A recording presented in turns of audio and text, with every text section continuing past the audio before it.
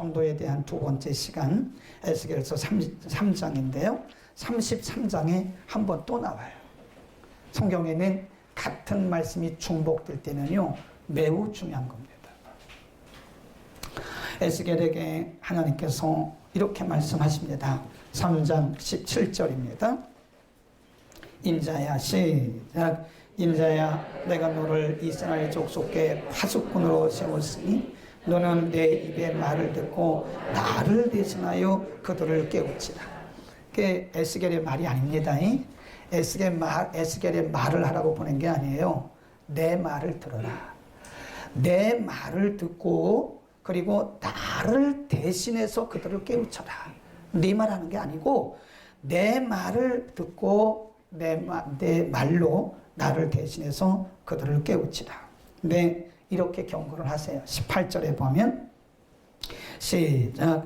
가령 내가 악인에게 말하기를 너는 꼭 죽으리라 할 때에 네가 깨우치지 아니하거나 말로 악인에게 일러서 그 악한 길을 떠나 생명을 구원케 하지 아니하면 그 악인은 그 중에서 죽으려니와 내가 그 핏값을 내 중에서 자, 내가 너에게 명령하지 않았냐? 그들을 깨우치라고 명령하지 않았냐? 그런데 네가 이유를 대면서 주저하면서 이후 여호와를 막론하고 네가 그들에게 말하지 않았어. 그러면 그들은 내 말을 듣지 않아서 죽어. 그런데 그들이 죽는 것으로 끝나는 것이 아니라 그들이 복음을 듣지 못해도 죽은 대가를, 핏값을 내가 너에게 찾을 거야. 그런 거예요. 이 중요한 말씀이에요. 19절입니다. 시작. 내가 악인을 깨우치되 그가 그 악한 마음과 악한 행위에서 돌이키사 왜냐하면 그는 내 죄악 중에서 죽으려니와 너는 내 생명을 보존할 것이다. 그런데 너는 말을 했어. 에스겔에게 하신 말씀이에요. 너는 가서 그들에게 회개하라고 말했고 하나님께 돌아오라고 말했어. 근데 그들이 안 들었어. 너는 괜찮아. 근데 그들은 망해. 그 다음에 쭉 들어가 보면 둘 다 에스겔도 가서 순종했고 그 복음을 백성들이 들었어요. 둘 다 살아. 그런 말씀입니다. 그래서 하나님이 에스겔에게 뭐라고 말씀하셨냐면 내가 너를 영적 파수꾼으로 세웠다. 이 파수꾼이란 말은 지키는 자예요. 지키는 자. 내가 너를 파수꾼으로 세웠다. 이거는요, 오늘날 교회에게 주신 말씀이고요. 우리들에게 주신 말씀입니다. 교회는 물론 우리가 신학적으로, 조직 신학적으로 정의를 하면 구원받은 백성들의 모임이 교회입니다. 그건 이론입니다. 그건 신학적 이론이고, 진짜 교회는요, 이 세상에 죽어가는 영혼들을 구원하기 위해서 세우신 영혼의 망대예요. 하나님이 교회를 왜 세우냐? 하나님을 대신해서 생명의 복음을 전하라는 거예요. 아멘. 그래서 교회가 복음 전하지 않으면, 교회가 전도하지 않으면 교회는 교회가 아닙니다. 분명히 알아야 돼요.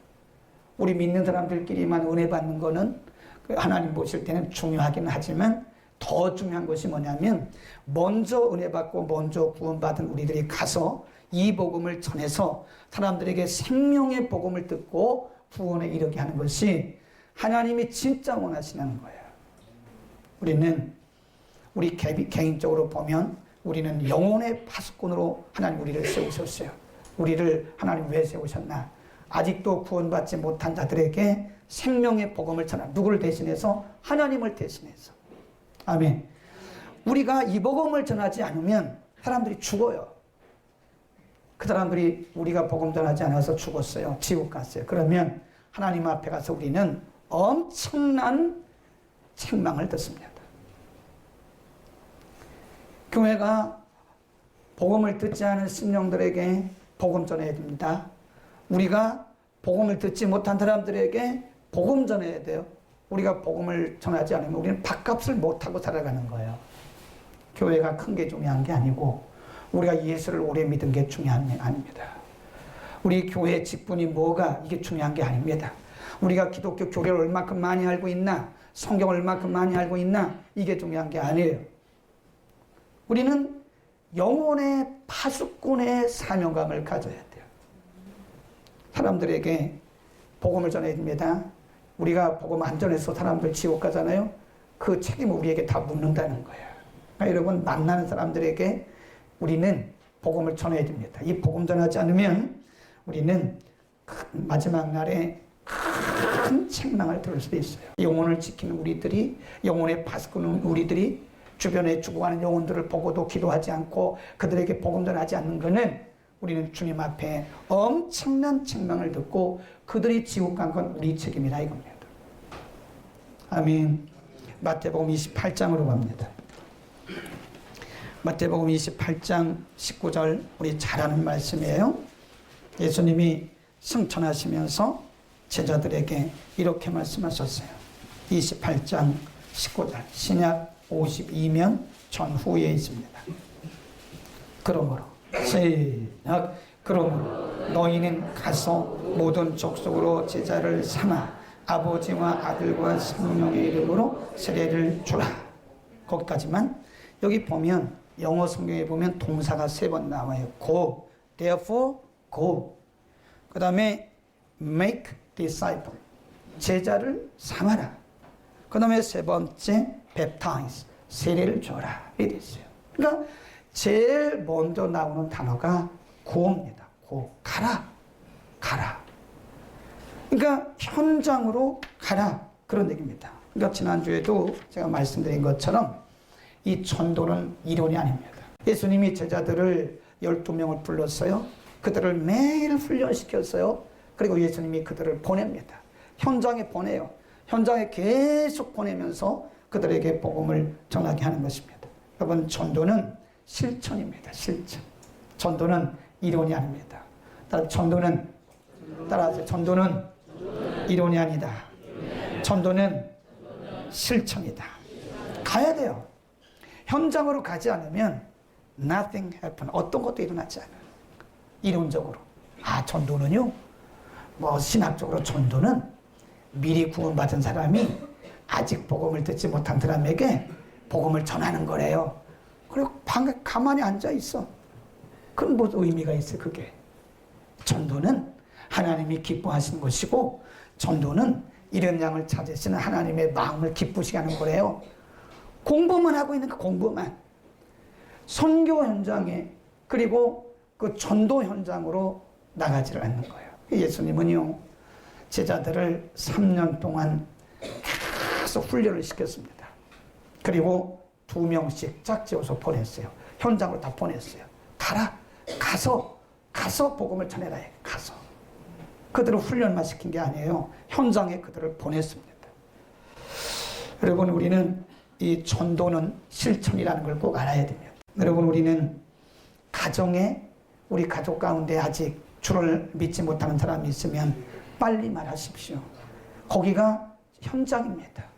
뭘 비행기 타고 갑니까? 집 안에 있는데. 뭘 섬으로 가요? 섬으로 가기는. 우리 집 안에 있는데. 구원받지 못하는 자가 우리 집 안에 있는데. 우리의 가정에, 우리의 직장에, 우리 주변에 구원받지 못하는 사람들이 아직도 많다는 것입니다. 아멘.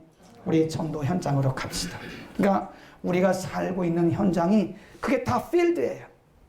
우리 한국교회는 잘못된 이 유교적인 신앙과 그리고 영지주의 신앙이 있습니다. 영지주의는요, 육은 악하고 영은 선한 거예요. 한마디로 말하면. 그래서 우리가 육적이고 막 이런 사업하는 것은 다 세상 일이고, 교회에서 기도하고 교회에서 전도하는 것은 주의 일이야. 그게 영지주의입니다. 육은 약하고 악하고 영은 선하다. 이게 영지주의입니다. 근데 그것이 유교 사상과 아주 비슷해요. 그래서 우리나라 사람들은 직장 가는 것은 세상 일입니다. 사업하는 것도 세상 일입니다. 절대 아닙니다. 직장도 선교 현장입니다. 사업도 그 주의 이름으로 하는 거 주의 일입니다. 여성들이 자녀들을 잘 양육하는 거 그 주의 일입니다. 교회에서 기도는 많이 하고 말씀을 많이 보는데 가정은 다 내팽쳤어요. 남편 빨래도 안 해줘, 밥도 안 해줘, 맨날 교회 와 있어? 그러면 안 되는 거예요. 그게 자녀를 돌보는 것도 주의 일, 남편을 섬기는 것도 주의 일, 이웃을 섬기는 것도 주의 일. 그런데 마지막은 또 뭐와 다 연결이 돼요? 복음과 연결이 되어야 돼요. 다 복음 전하기 위한 수단이에요. 그게 다 현장으로 가시기를 축원합니다. 누가복음 14장으로 갑니다. 누가복음 14장에 또 이런 말씀이 있어요. 여기는 잔치집 비유입니다. 누가복음 14장 15절. 한 사람이 큰 잔치를 벌렸어요. 16절부터 읽겠습니다. 누가복음 14장 16절 시작. 이르시되 어떤 사람이 큰 잔치를 배설하고 많은 사람을 청하였더니 시간에 그 청하였던 자들에게 종을 보내어 가로되 오소서 모든 것이 준비되었나이다 하매 다 일치하게 사양하여 가로되 하나는 나는 어디로 가요? 그렇지 가고 또 단 내가 나가 보아야 되겠다 하고 청컨대 나를 용서하도록 하라. 19 시작. 또 하나는 가로되 나는 소 5껴리를 샀으니 시험하러 가야 되겠다. 또 가고 20절 시작. 또 하나는 가로되 나는 장가 들었으니 그러므로 나는 가지 못하겠다. 그러니까 종이 와서 주인에게 말했어요. 우리가 그때 당시는 이 결혼잔치 아무나 가는 게 아닙니다. 초청장이 있어야 가는 거예요. 초청장을 미리 보내고 종도를 보내서 이제 잔치 시간이 됐으니까 오십시오 하니까 사람들이 다 말하는 거예요. 나는 장가 들어서 못 가겠습니다. 나는 소 5껴리를 샀는데 가서 시험을 봐야 되겠습니다. 나는 밭을 사서 못 가겠습니다. 다 사양하는 거예요. 주인이 말하기를 그러냐? 빨리 가라. 빨리 사거리로 나가. 이렇게 얘기를 해요. 거기 보세요. 21 23만 읽겠습니다. 23 시작. 주인이 종에게 이르되 길과 산울가로 나가서 사람을 강권하여 데려다가 이 전을 채우라. 21절에 보면 빨리 시내 거리로 가라 그랬어요. 빨리. 사람들이 다 사양합니다. 나는 이래서 못 하겠습니다. 이래서 못 하겠습니다. 주인이 말하기를 그러냐? 빨리 가라. 빨리 시내로 들어가서 길과 산을거리 막 다니면서 사람들을 강권해라. 강권해란 말은 잔치에 오세요 그게 아니에요. 잔치에 오도록 가서 이 사람들을 뭐 하는 거예요? 다이르고 설득하고 그리고 강하게 말해서 이 사람들을 잔치 자리로 데려와라 이겁니다. 이게 하나님의 마음이에요. 전도는 구체적이어야 됩니다. 한두 번 말해놓고 그러니까 빨리 가라. 빨리 가서 산울로 가서 시내 사거리로 가가지고 만나는 사람들에게 말하기를 빨리 그들을 강권해서 빨리 잔치집에 오게 하라. 그러니까 전도는요 이론도 아니거니와 전도는 그렇게 소극적으로 해서는 안 됩니다. 전도는 적극적으로 해야 되는 거예요. 무슨 적으로 해야 돼요? 적극적으로. 전도는 적극적으로 해야 되고 구체적으로 힘있게 말해야 됩니다. 이런 분들이 있기 때문에 그렇습니다. 한국에도 있습니다. 지금도 한국에 가면 영등포역에 이단들도 있지만 정규적인 정상적인 교단에 속한 그런 분들도 있어요. 청량리도 있어요. 종로가에 있는 거기도 있어요. 어디든지 가면 복음을 전하는 사람들이 흩어져 있다고 하는 것은 아직도 한국교회를 하나님이 사랑한다고 하는 증거고 전도하는 사람이 없어지는 그날 한국교회는 끝입니다. 기도하는 사람과 전도하는 사람들이 없어지는 그날 한국교회는 그날이 끝입니다. 아멘. 전도는 이론이 아닙니다. 강권해야 됩니다. 한두 번 해놓고 아유 안 믿는다고. 아니 전도는 영적 전도인데 이게 한번 뭐 전도지 줬다고 그분이 금방 했습니다요? 아니에요. 우리가 할 수 있는 한 모든 방법을 다 동원해서 우리는 때를 얻든지 못 얻든지 복음을 전해야 된다 이겁니다. 아멘. 전도하는 교회가 살아있는 교회고 복음을 전하는 교회를 하나님 기뻐하시고 복음을 전하는 성도를 하나님 축복하십니다. 에스겔서 후반부에 가보면 하나님이 이스라엘 백성들에게 뭐라고 아주 엄청난 말씀을 하셨냐면 너희는 짓지 못하는 개로구나 이런 말씀하세요. 안타까운 말씀. 하나님이 그들을 영적인 파수꾼으로 세웠는데 하나님을 대신해서 말씀을 선포하라고 말했는데 말씀을 전하지 않아요. 네. 복음을 전하는 데는 우리가 강건적인 그런 적극적인 부분도 우리에게 필요하다. 아멘. 아멘. 전도해야 됩니다. 전도하지 않는 교회는 하나님 기뻐하지 않습니다. 전도해야 됩니다. 전도하지 않는 성도는 기뻐하지 않습니다. 하나님이 지금 때가 가까웠어요. 자, 요한계시록 마지막으로 14장을 펴보세요. 하나님이 사도 요한에게 이렇게 말씀하셨어요. 요한계시록 14장 14절. 예, 거기 보면 환상 중에 반모섬에서 봤습니다. 14절 15절 시작.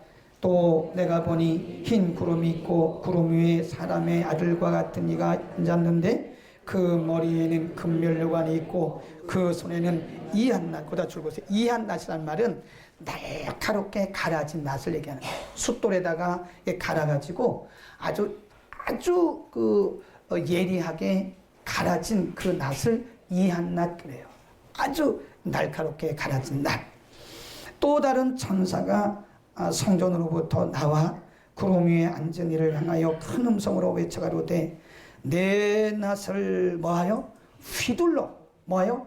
거두어. 네 낫을 휘둘러라. 휘둘러라. 우리 지난주에 공부했잖아요. 예수님 말씀하실 요한복음 4장에 눈을 들어 밭을 봐라. 추수할 것이 이렇게 많다. 마태복음 9장 37절에 추수할 것은 많은데 추수할 일꾼이 적구나. 그런 말씀하셨어요. 네, 이한낫이라고 하는 것은 추수하기 위해서, 제가 농사꾼의 아들이니까 잘 알죠. 아침에 우리 아버지가 벼를 지금은 다 트랙터로 하지만 옛날엔 벼를 낫으로 뱄거든요. 그러면 낫을 4자루, 5자루, 6자루를 많게는 6자루를 새벽부터 갈아요. 숫돌에다 막 갑니다. 갈면서 손으로 이렇게 해봐. 이렇게 날카로운 거 아닌가를 막 갈아요. 그 5개, 6개, 그 낫 5자루, 6자루를 아주 굉장히 날카롭게 갈아가지고 그걸 가지고 논으로 가가지고 다 거둡니다. 이렇게 착착하면 그 벼 베는 소리가요. 쏙, 싹, 쏙, 싹, 쏙, 싹 그 소리가 나요. 저도 해봤잖아요. 이렇게 한 줌 딱 잡고 낫을 밑에다 착 잡으면 쏙, 싹 그래요. 자, 손을 들어보세요. 우리 바디랭귀지를 잘해야 돼요. 좀 유치해도 하세요. 낫을 어떻게 하라고 그랬어요? 하나만 들어, 하나만. 낫을 휘둘러 준비를 하세요. 이렇게 휘둘러려면 이렇게 해야 돼요. 이쪽으로 해가지고 오른쪽에서 왼쪽으로 낫을 휘둘러 그러면 한번 휘둘면 세다 낫을 휘둘러. 아이고 그게 휘두르는 거예요. 이게 휘두르는 거예요. 이게 휘두르는 속도가 있어야 돼요. 휘두르는 거는 이게 휘두르는 거예요. 때가 급하다 지금.